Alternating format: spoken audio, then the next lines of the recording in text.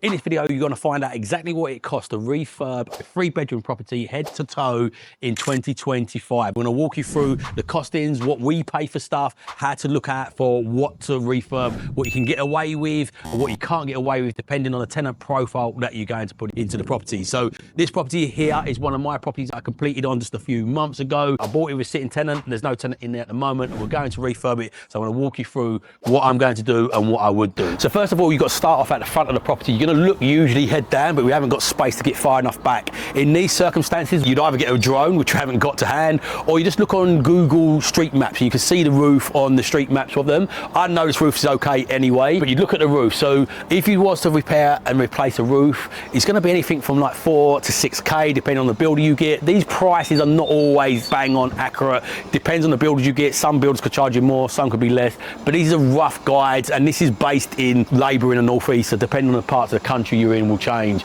I'm looking at the guttering line there. The gutterings are absolutely fine. Could probably do with a clean. Cleaning out gutterings is like 60 to 120 quid, depending on the person you get to do it. Windows at the moment here are fine, but again, if you replace the full windows in a house like this, you may be looking at 6 to maybe 8 grand in a 3-bedroom normal house like that. But I'm looking down here. I'm looking at the pointing. I'm looking at soffit and fascias underneath. Soffit and fascias, you'd probably be looking at about £1 grand to 1,500 quid had you replaced them, but they don't need replacing. Windows don't need replacing, which is good news. Front door doesn't need replacing, but for a composite sort of door or a UPVC door, you probably look at about supply and fitting about 800 quid to 1,200 quid, and for a composite version, you might look at about 1,200 quid to £2 grand, depending where you source it from. Garden itself, it looks fine. Other things you've got to think about is clearance. So if the garden needs clearing out, usually if the garden's overgrown and stuff like that, you'd think about maybe £1,000 to £5,000 sorting the garden out, paving it and stuff like that. But this obviously doesn't need anything on this one. So come in, we'll show you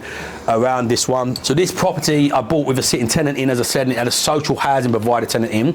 So the specification that you do for a social housing tenant, which is basically we're leasing this to a provider. The lease is in place, so even though this property is empty at the moment, I'm still collecting rent on this property. But because I bought this for 39k, they are worth about 65k. So I'm gonna do a bit of work with it, but not too much work, because the housing providers, they lease it off of me. I don't know who the tenant is, and they home vulnerable tenants. Not to be mean, they don't always keep them in best condition. This is a property that I sourced on for an investor previously, so I know the condition this was in previously. But things like this, so carpets, full carpets in a house, I'm not going to change these carpets. So for example here, you can see these are frayed, so I'm just going to put wider bars on there, because these carpets are right. If we get a really good carpet cleaning company to come out and do the full house, probably costs 200 quid to fully carpet clean the house, like shampoo it. So 200 to 300 quid is what you'd pay for that. If you did recarpet it, it's going to cost you, in a house this size, carpet like this, these sort of spec carpets, it's going to cost you anything from about 1,200 quid to 1,800 pound on a house this sort of size. Similar again, we're not going to change any doors or anything like that. We're just going to paint the property, whitewash it. Whitewashing a property this sort of size is anything from around sort of 1,500 quid to 2.5 grand, depending, again, I keep on saying that, on the labour you've got. That's including woodwork and skirtings and stuff like that. The doors are fine. If I've done all the woodwork in this house, placing the doors, the skirting boards, and all the woodwork in and around this house, probably looking at about 1,500 quid to 2.5 grand, again, depending on the chippy and the price that you've got in with them. But I'm not going to replace them. Heating system's fine, the boiler's fine in here. But these heating system, you replace a full heating system, you're looking at 6 to 10 grand, depending on what pipe work and how it to be infrastructured. That's with a boiler. But we've obviously got radiators in here, and we're going to keep these radiators. This door is broken, so we would replace that, but just with a like for like. Fuse board, you need the metal ones. It's really up in the air with what sparky you get, but if you new fuse board is going to cost you about anything from around 400 quid to 600 quid, depending who fits it.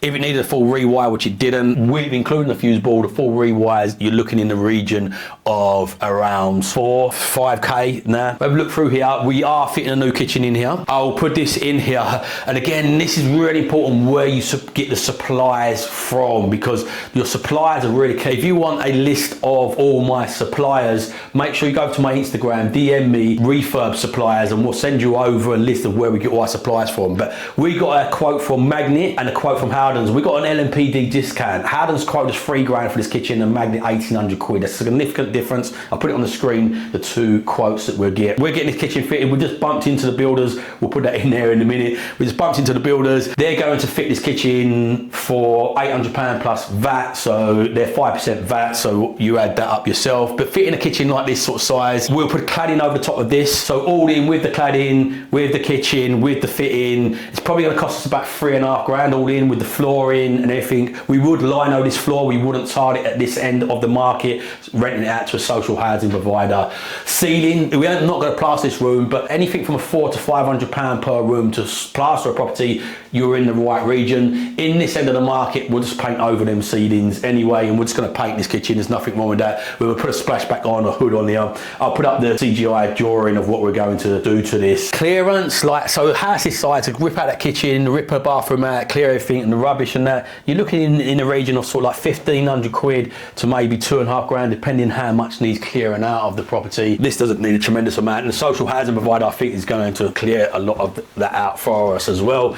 So we'll look at that. So in here, if there was more end value, you'd probably knock this into one, but at this end of the market, we're not going to do that, and especially the tenant profile we've got of this. The toilet's fine, sink is fine in here. I'm gonna put new taps on there, I'm gonna put a new bath in there, and I'm gonna put some cladding around it. I use cladding, so to clad this bathroom with the cladding, supply and fit, you're gonna look at about anything from £350-ish, maybe £400 to about £600, depending on who you use on the cladding. You wanna use quality cladding, don't use that cheap white stuff. The quality stuff, you have to go up close. I'll put up a picture on the screen of a cladding property we've done. But you have to go up close to see it's not cladding, and it looks really, really good. It's cheaper to install. You can go over top of the tiles, quicker and easier to install. So in here, there's wallpaper on. So to strip, it's typically a couple of days worth of labor. So what I run all my estimate costs on in an area, and it's an easy way to find this as well. If you go on ChatGPT or any large language model, Claude, Perplexity, or even on Google, you can find out what the local labor costs in an area. So to get decent labourers in an area like this, decent ones, you can get them cheaper. You're looking at anything from 150 to 180 a day. I count everything for 2 to 250 per day labour, and you can get trades like chippies and sparkies and stuff like that, roughly at that range. Some areas you need to readjust that. If you quick Google search or a quick AI search, it will tell you roughly what the average going cost for different trades is. So to strip a property, you could do it in a couple of days. You're looking at around 500 quid, depending how hard it is to strip as well. So anything from £500 to maybe £800, depending how hard and how difficult it is, if it's that chip stuff and stuff.